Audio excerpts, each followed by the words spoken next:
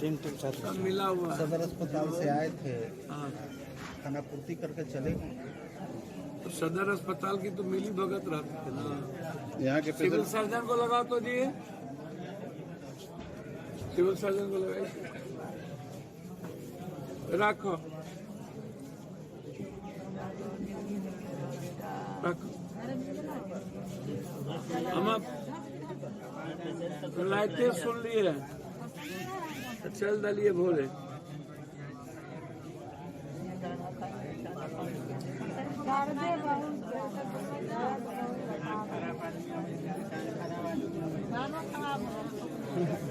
वो ना है, एसपी सिंह ना है, विनय शर्मा है। नर्सिंग होम, अब फर्जी डॉक्टर, मैं उस नर्सिंग होम की बात नहीं करता हूं। लगभग इन नर्सिंग होमों में कोई न कोई एनजीओ या किसी न किसी बड़े माफियाओं का, नेताओं का पैसा इन्वॉल्व है, ये आप समझिए। कोरोना काल में भी यही हुआ, मेरी लड़ाई इसीलिए हुई तब से। चिमकी बुखार, डेंगू की स्थिति भी यहां पर वही होती है। कोरोना काल में भी जितने फर्जी नर्सिंग होम थे, सबने मनमानी करके लूटा। अब जो हालात, कितने पेशेंट हमको डेली देखना है, ऑपरेशन तो कम करना है, देखना कितना है, ऑपरेट इतना नहीं करना हमें। 28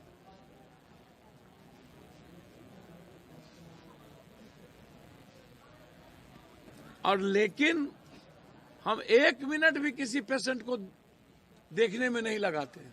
बस हो गया, 10,000 की दवाई लिख दो, 20,000 की जांच लिख दो और फिर लूटो। जिसको जांच की प्रक्रिया में नहीं जाना है, जांच लिख दिया। जिसको 200-300 रुपए की दवाई की जरूरत है, उसको हम 20,000 की दवाई लिख दिए। और फिर ड्रग्स माफिया, गाड़ी, ऐश्वर्याराम की जिंदगी, इनको ले जाके विदेश में घुमाएंगे। ये जो बड़ा बड़ा अट्टालिका है, मंगनी का चंदन घसो रघुनंदन, ये जो पूरा नाश करने में लगा हुआ है, और सरकार इसको लिपापोती कर देगी। सिविल सर्जन से लेके ऊपर तक पैसा जाता है इन लोगों का। यहाँ जो ड्रग्स इंस्पेक्टर है, वो तो दुनिया का सबसे बड़ा डकैत है। इन लोगों को तो दीने में फांसी देने की जरूरत है, ड्रग्स इंस्पेक्टर और को।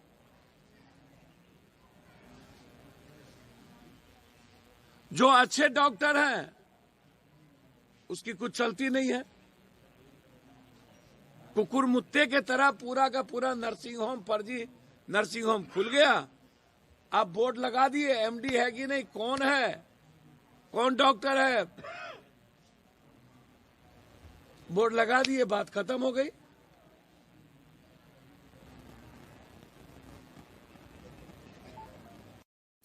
मेडिकल काउंसिल ऑफ इंडिया का जो रूल है, वह बिहार और कंट्री फॉलो नहीं करती है।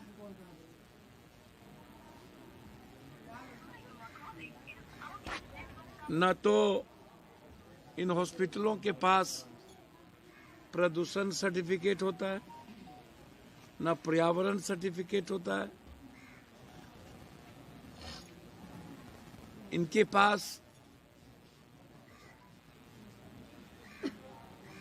सीटी स्कैन, अल्ट्रासाउंड या जो भी मेडिकल काउंसिल ऑफ इंडिया का जो आउटपुट है, सर प्रणाम। वह एक भी हॉस्पिटल। अरे भैया क्या हाल है, पप्पू यादव बोल रहे हैं। क्या पोजीशन है भाई, कितना का और निकालिएगा आंख।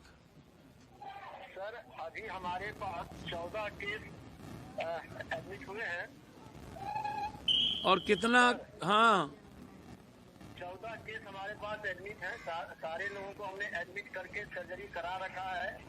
ओटी में सारे डॉक्टर काम कर रहे हैं। ये तो नाश ही कर दिया, सबकी तो जिंदगी चली गई ना भाई।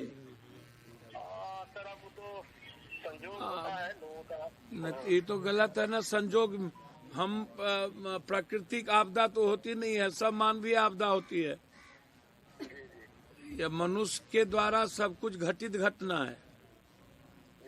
ये ऐसो आराम और पैसे के रसूख में आप आदमी की जिंदगी सब मिल के मारते जा रहा है।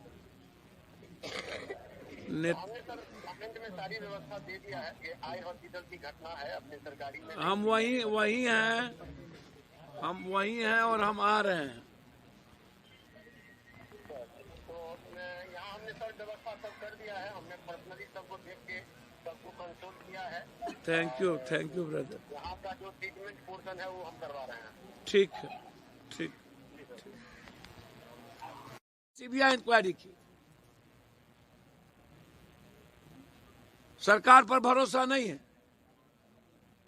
आप सीबीआई इंक्वायरी कराइए कि एक इतना बड़ा रैकेट कहां से। घुटने का रिप्लेसमेंट नहीं करना है, कर देना है। आंत का नहीं करना है, न्यूट्रस का नहीं करना है, कर देना है। कोहनी का नहीं करना है, कर देना है। हार्ट का नहीं करना है, कर देना है। मतलब अच्छे आदमी को खराब करने के लिए हॉस्पिटल पैदा हो गया है और मार दो। फिर तीसरी लहर आ रही है कोरोना की, फिर हॉस्पिटल वाला सब मोच पे दे रहा है, फिर आग लो, फिर लूटने की तीसरी का सरकार का तो कोई तैयारी है नहीं। हॉस्पिटल वाला सब पहले से तैयार है। अपनी कौन दवाई गायब हो जाएगा मार्केट से, और फिर हमको कौन खरीदना पड़ेगा। अविलंब एफआईआर लॉन्च हो और हॉस्पिटल के प्रबंधक को जेल भेजा जाए।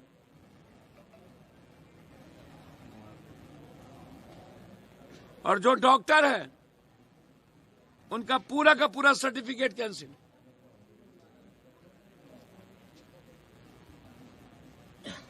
और सभी परिवार को सरकार 2-2 लाख रुपया मुआवजा दे जिसकी आंख खराब हो गई।